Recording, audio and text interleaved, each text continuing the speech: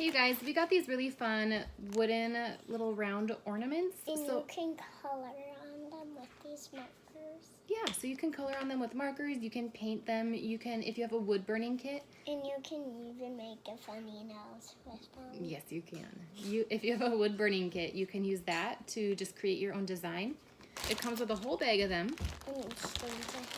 And string to hang them up. There is this twine, otherwise there's this pretty red and white striped cotton rope. So personal preference, however you choose to hang them. So they're really cute. They make really great maybe grandparent Christmas gifts. So we're just going to use markers to color on these, and we're going to show you how nice they turn out.